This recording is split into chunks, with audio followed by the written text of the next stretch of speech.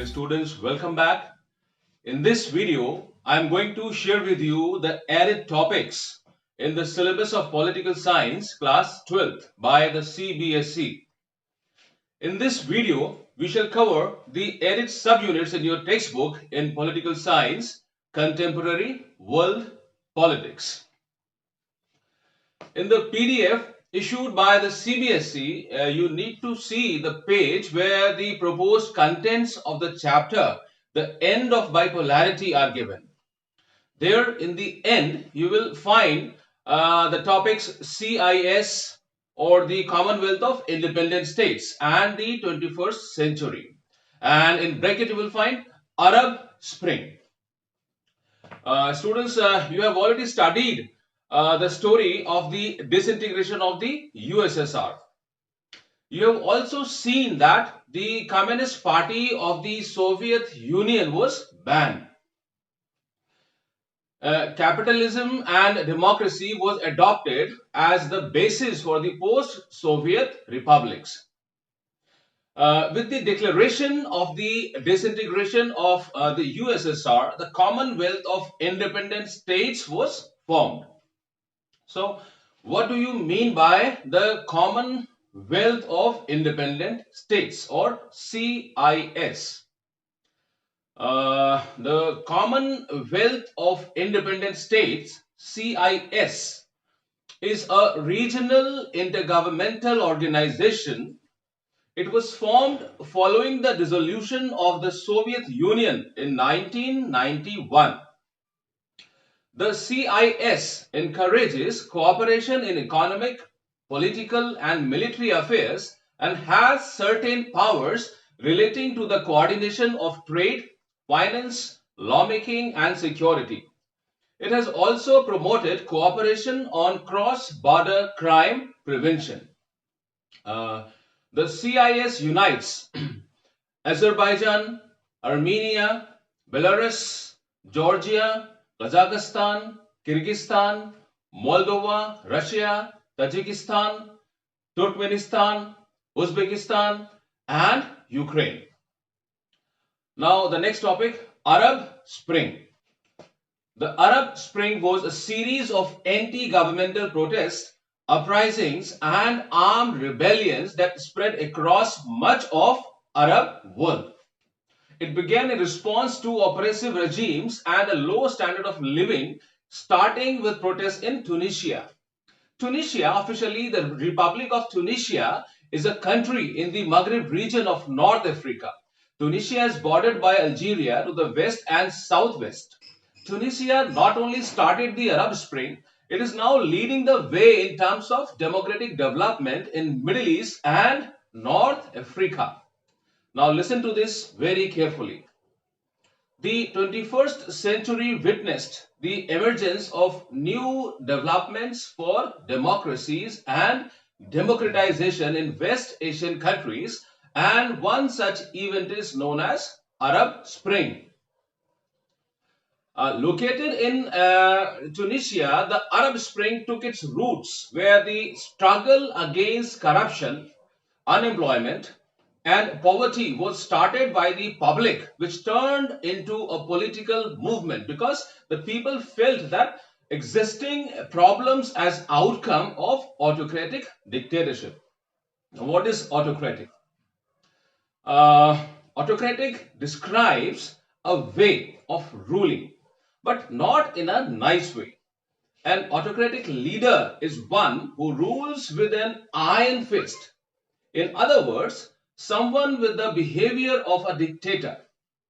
Autocratic rulers don't tend to be popular. They use fear and control to gain total power over their people. So the demand for democracy that started in Tunisia spread throughout the Muslim-dominated Arab countries in West Asia. Hosni Mubarak had been in power in Egypt since 1979, was also collapsed as a result of the massive democratic protests. In addition, the influence of Arab Spring could also be seen in Yemen, Bahrain, Libya, and Syria, where the similar protests by the people led to democratic awakening through the region. Now, Unit 3, New Centers of Power. And the subunit is BRICS. BRICS is an acronym for the powerful grouping of the world's leading emerging market economies, namely Brazil, Russia, India, China, and South Africa. The term BRICS refers to Brazil, Russia, India, China, and South Africa, respectively. BRIC was founded in 2006 in Russia. BRIC turned into BRICS after the inclusion of South Africa in its first meeting in the year 2009. Its main objectives are primarily to cooperate and distribute mutual economic benefits among its members, besides non-interference in the internal policies of each nation and mutual equality. The 11th conference of the BRICS concluded in Brazil in 2019, chaired by Brazilian President Jair Bolsonaro. And now, next subunit, Russia, from the same unit, new centers of power. Russia as a new center of power. We have already studied about Russia in chapter 2, the end of bipolarity. And the PDF gives some additional information about Russia as a new center of power. Russia has been the largest part of the former Soviet Union before its disintegration.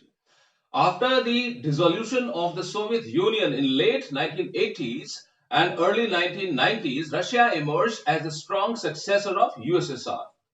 Russia's GDP is currently 11th in the world.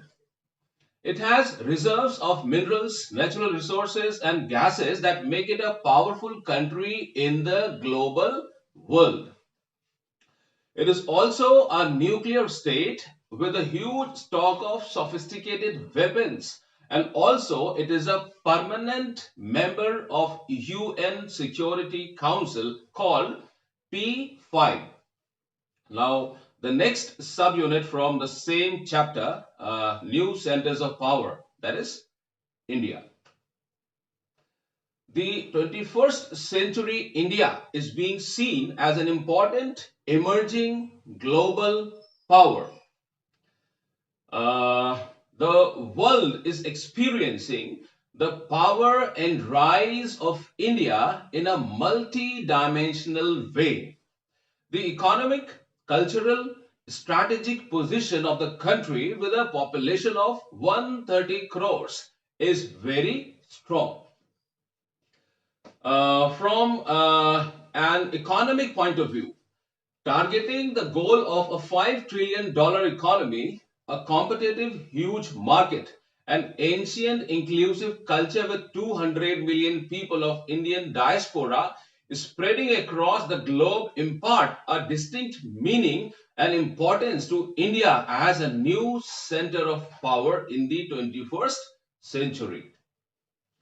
From a strategic point of view, the military of India is self-sufficient with indigenous nuclear technology, making it another nuclear power. Make in India scheme in technology and science is another milestone of Indian economy. All these developments and changes are making India an important center of power in the present world. Now, the next subunit, Israel. From the same chapter, new centers of power. Israel as a new center of power. Israel has emerged as one of the most powerful nations in the 21st century world in terms of science and technology, defense, intelligence, besides economy. Situated in the middle of the burning politics of West Asian countries, it has reached to the new heights of global political standing by virtue of its indomitable defense prowess. Indomitable means impossible to subdue or defeat. Meaning of prowess, skill or expertise in a particular activity or field. So it has reached to the new heights of global political standing by virtue of its indomitable defense prowess, technological innovations, industrialization, and agricultural development. Sustaining against adversity is the principle with which a small Jewish Zionist nation, that is Israel, is placed in the contemporary global politics in general and the Arab dominated West Asian politics in particular. Now let's move to Unit 5, United Nations and its organizations. First subunit of this chapter is UNESCO. United Nations Educational, Scientific and Cultural Organizations, UNESCO, was established on 4th November 1946 with its headquarters in Paris, France. UNESCO is a special body of the United Nations whose main objective is to promote education, natural science, society and anthropology, culture and community. Meaning of anthropology is the study of human societies and cultures and their development. During past several years, the special work done by UNESCO has been to promote literacy, technical and educational training and independent media, etc., all across its member nations. Now the next subunit is UNICEF from the same chapter, United Nations and its organizations. UNICEF. The United Nations International Children's Emergency Fund, UNICEF, was established in 1946 by the United Nations General Assembly as a body whose main task force was to collect emergency funds for children and to help in their development work all across the world. Apart from this, UNICEF helps and encourages the works that promote children's health and better life in all parts of the world. With its headquarters in New York, United States, UNICEF has been working successfully in almost all 193 countries of the world.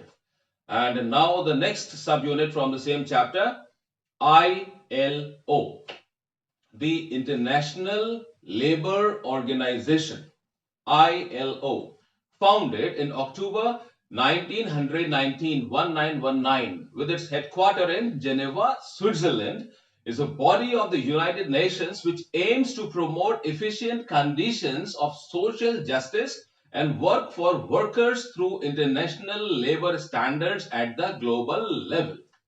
Also, there is an incentive to women and male workers to engage in productive work and to create safety, parity, and self-respectful conditions for them at workplace. There is one more subunit that is added in this book in the chapter Security in Contemporary World. Since this chapter is deleted from the syllabus for 2021 board exams, so no need to prepare that chapter, that subunit.